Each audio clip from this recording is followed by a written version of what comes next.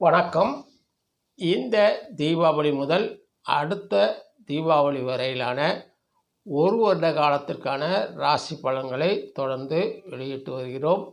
இன்று நாம் பார்க்கவிருக்கின்ற ராசி தனுசு ராசி. தீபாவளி என்றாலே மக்களுக்கு எல்லா பண்டிகைகளையும் விட சிறப்பாக கொண்டாடுவது இந்தியர்கள் மட்டுமல்ல, பிற நாடுகளிலும் கொண்டாடி மகிழ்கிறார்கள். அமெரிக்காவில் சில மாநிலங்களில் அதிகாரப்பூர்வமாக அரசு விடுமுறையை அறிவித்திருக்கிறார்கள். தீபாவளி நாளிலிருந்து அடுத்த ஆண்டு தீபாவளி வரை மாத கிரகங்கள் இடப்பெயர்ச்சியாகின்றன. குரு ஜூன் மாதம் 2ஆம் தேதி 2026 குருப்பெயர்ச்சியாகிறார். அவர் வக்ரகதியில் இப்போது கடகராசியில் உச்சம் பெற்று அமர்ந்திருக்கிறார். வருட ராசி பலன் என்று வரும்போது தீபாவளி அன்று கோள்களின் நிலை என்னவாக இருக்கிறதோ அதை மட்டுமே எடுத்துக்கொண்டு வருட பலன் கணிக்கப்படுகிறது. இந்த தீபாவளியானது கன்னி ராசியில் ஹஸ்த நட்சத்திரத்தில் தீபாவளி பிறக்கிறது. இப்பொழுது தனுசு ராசிக்கான பலன்களை பார்க்கலாம். 20/10/2025 தீபாவளி முதல் 8/11/2026 வரையிலான ஒரு வருட காலத்திற்கான தனுசு ராசி பலன்களை இப்பொழுது பார்க்கலாம். முதலில் கிரக அமர்வுகளால் ஏற்படும் நற்பலன்களையும் பின்பு பாவக பலன்களையும் பார்க்கலாம். இந்த தீபாவளி நாளில் உங்கள் ராசிநாதன் குரு பகவான் வக்ரகதியாக 8ஆம் இடத்தில் உச்சம் பெற்று அமர்ந்திருக்கிறார். அவர் பார்வைப்படும் 12, 2, 4 ஆகிய இடங்கள் வளம் பெறும். 8இல் குரு பகவான் நற்பலன்களை வழங்க மாட்டார் என்றாலும் அவர் 2025 டிசம்பர் 5ஆம் தேதி வரை இடப்பெயர்ச்சியாகும் போது நற்பலன்களை வழங்க காத்திருக்கிறார். அதுவரை பண ரீதியான சிறு சங்கடங்களை சந்திக்கலாம், கவனம் வேண்டும். சுருக்கமாக ஒரு வருடத்திற்கான பலன்களை பார்க்கலாம். வருமானம் உயரும், செலவுகள் இருக்கும் என்றாலும் அவை அவசிய தேவையாக இருக்கும். உடல்நிலை நன்றாக இருக்கும். கல்வியில் சிறந்து விளங்குவார்கள். குழந்தைகள் சிறப்பாக செயல்படுவார்கள். ஜீவன தொழில்கள் சிறப்பாக நடைபெறும். இந்த தீபாவளி ஆண்டு உங்களுக்கு நல்லதொரு சிறந்த ஆண்டாகவே அமையவிருக்கிறது. அதேபோன்று சுப பலன்களை தராத கிரகங்களால் சில எச்சரிக்கைகளும் உண்டு. அது குரு பகவான், சுக்கிரன், கேது பகவான் மட்டுமே அசுப பலன்களை தருவார்கள். 3ஆம் இடத்து ராகு பகவானால் எல்லா வழிகளிலும் சுக சௌக்கியம் உண்டாகும். பல வழிகளிலும் லாபமும் தனவரவும் கிடைக்கும். மனோதைரியம் ஓங்கும். சகோதர உதவிகள் கிடைக்கும்.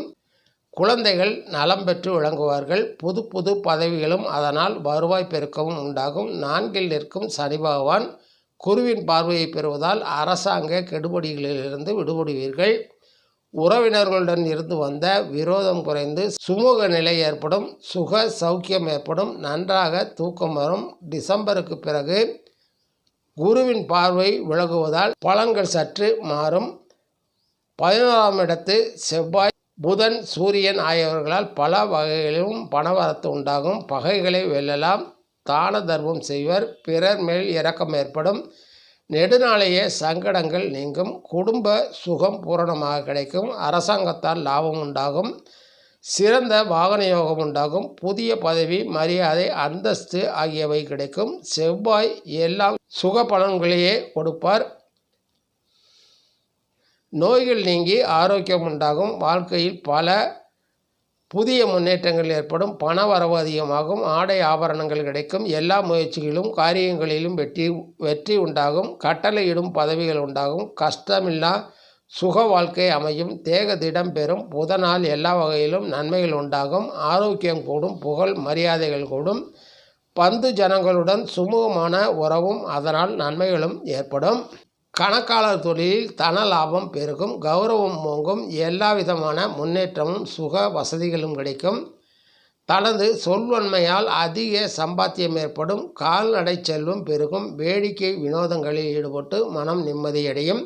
புதிய நண்பர்கள் கிடைப்பார்கள். இனி அசுப பலன்களை தரக்கூடிய குரு, கேது, சுக்கிரன் இவர்களால் வீட்டை விட்டு நாட்டை விட்டு வெளியேற வேண்டிய சூழ்நிலையை உருவாகும். கௌரவ பங்கம் ஏற்படும். உடல் பலவீனமாகும்.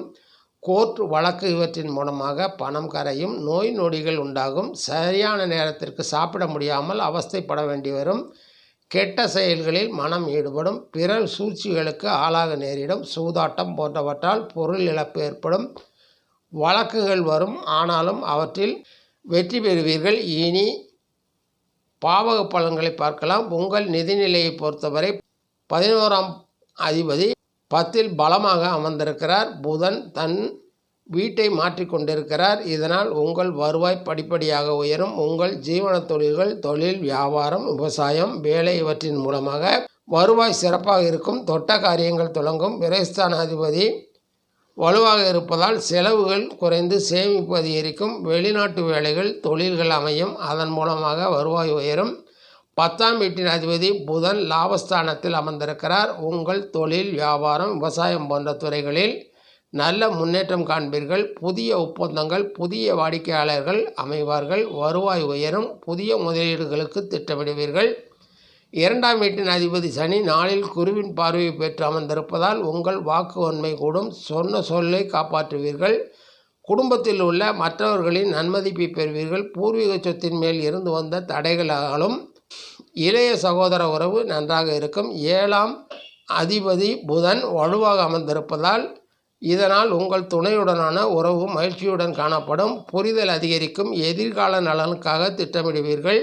உறவினர்கள், நண்பர்களிடையே உறவு மகிழ்ச்சிகரமானதாக அமையும். காதல் வாழ்க்கையில் மகிழ்ச்சி உண்டாகும். உடல்நிலை சற்றம் கவனம் செலுத்த வேண்டியிருக்கும். எதிராளிகள் காணாமல் போவார்கள். இந்த ஆண்டு நீங்கள் எதிர்பார்க்காத அளவிற்கு உங்களுக்கு நன்மைகள் வந்து சேரும். இந்த ஆண்டு நீங்கள் சனீஸ்வர பகவானை வணங்கி வாருங்கள். மேலும் விநாயகப் பெருமானுக்கு தீபமிட்டு வணங்கி வாருங்கள். நன்மைகள் மேலோங்கும். நன்றி, வணக்கம். மீண்டும் சந்திப்போம்.